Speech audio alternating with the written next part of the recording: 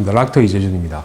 오늘 이 시간에는 역류성 식도염에 대해서 제가 간략하게 설명을 해드리겠습니다. 산모분들이라면 흔히 겪고 있는 증상 또는 병이기도 하고 일반인들한테도 거의 한 10% 정도 있다고 합니다. 그러니까 이제 10명 중 1명 역류성 식도염으로 굉장히 고생을 많이 하시고 근데 문제는 이제 이 역류성 식도염의 증상들이 있을 때 이걸 단순히 역류성 식도염으로만 생각할 게 아니라 다른 질환이 있는지 없는지를 한번 좀 생각해 보셔야 되는 게 가장 대표적인 사례가 우리가 협심증이 있음에도 불구하고 그걸 알아채지 못하시고 협심증 증상 중에 역류성 식도염과 똑같은 증상이 있거든요. 그래서 자기는 역류성 식도염이라고 생각하고 계속 치료를 하시다가 어느 순간에 악화된 협심증과 마주서는 경우도 많습니다. 그래서 특히나 이제 증상이 비슷하게 나타나는 다른 질환들에 대한, 그러니까 치료를 해도 약을 먹어도 특별하게 호전이 되지 않는다라고 하면은 다른 질환에 대한 생각도 한번 해보시는 게 맞을 것 같습니다. 산모분들이 주로 역류성 식도염이 많이 생기는 이유는 크게 두 가지입니다.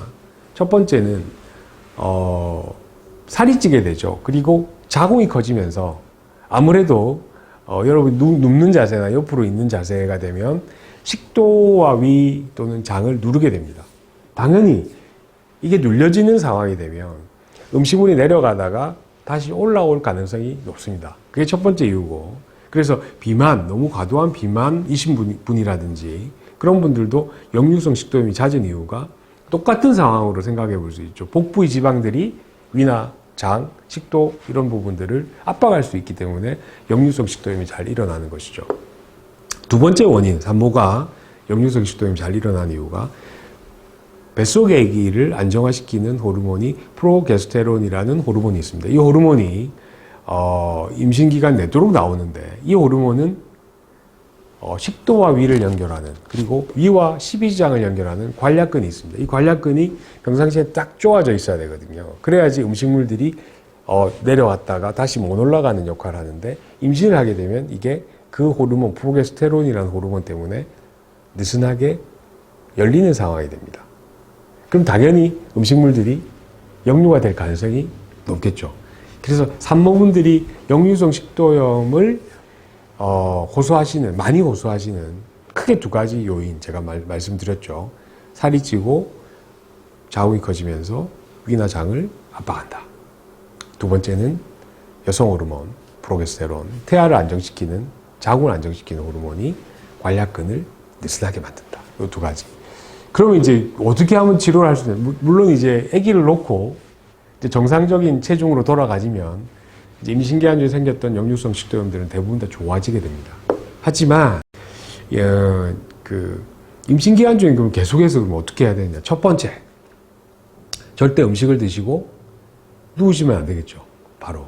그러니까 힘드시니까 음식을 드시고 이렇게 소파나 이런 데 기대서 누우시게 되는데, 그 눕는 그 순간에 바로 내려갔던 음식물들이 다시 역류하게 됩니다. 특히 잘밤에 뭘 드시고 한 몇 시간 정도, 한 두세 시간도 안 지나서 잠자리에 들어서 그 다음날 맞이한다. 밤에 물론 꿈자리도 사납지만 아침에 일어났을 때 그 다음날 하루 종일 속이 부대끼고 뭐가 안 좋습니다. 왜냐하면은 밤사이 역류가 돼서 식도를 이미 자극을 하고 있었거든요. 그래서 일단은 먹고 난 다음에 절대 누우면 안 된다. 그럼 어떻게 하느냐? 서서 움직이거나 운동을 하시거나 식후에 운동이 중요합니다. 그렇게 하셔서 음식물들이 충분히 소화되면서 밑으로 내려가는 시간을 보셔야 됩니다. 두 번째는 공복 시간을 많이 가지시고 잠자리 드시는 게 맞습니다. 특히 야식 같은 건 굉장히 안 좋습니다. 야식을 먹고 바로 이렇게 한두 시간 있다가 잠자리 든다. 역류성 식도염 생기기 딱 좋습니다. 그리고 밤에도 굉장히 부대끼기 때문에 충분한 수면을 취하지 못할 가능성이 높습니다. 그 다음에 또 세 번째는 과도하게 살을 찌우거나, 제가 아까 설명드렸죠. 살이 찌는 복부의 비만, 살만 가지고도 다른 사람에 비해서 몇 배의 역류성 식도염이 나타날 수가 있습니다. 왜냐하면 압박을 받기 때문에. 그러니까 과도하게 임신기간 중에 살을 찌우거나 하는 경우에도 역류성 식도염이 잘 일어날 수 있습니다. 그리고 보통 역류성 식도염이 있으신 분들은 이렇게 약간 고개를 옆에서 봤을 때 바로 딱 눕는 자세보다는 약간은 목쪽을 약간 등이나 목쪽 약간 받쳐주는 듯한 그런 자세로 누워서 수면을 취하시는 게 좋을 것 같고, 심한 경우에는 어떤 경우에는 왼편으로 눕는 게 오히려 더 도움이 될 수가 있습니다. 왜냐하면 이제 오른편으로 눕게 되면 왼편에 있는 위에서 음식물들이 식도로 잘 역류할 수 있는 자세가 되거든요. 그래서 그런 증상이 있으신 분들은 주무실 때 약간 왼편으로 누워서 주무시는 게 오히려 더 도움이 될 수가 있습니다. 그리고 여러분들 흔히들 잘 아시는 여러 가지 음식 중에서 역류성 식도염을 잘 일으키는 음식들이 있거든요. 그게 첫 번째 음식이 기름진 고기입니다. 또는 지방입니다.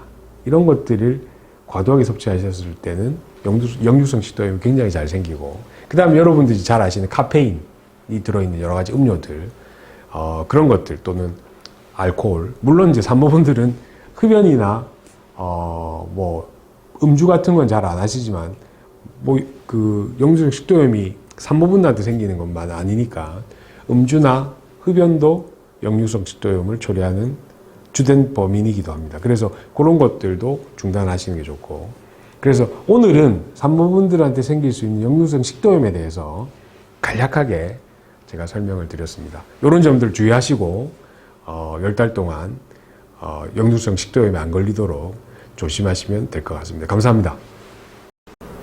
락터의 의학사전을 좋아해 주시는 많은 구독자 여러분들께 감사 말씀드립니다. 그리고 처음으로 락터 의학사전에 들어오신 분들 좋아요, 구독을 굳건하지는 않겠습니다.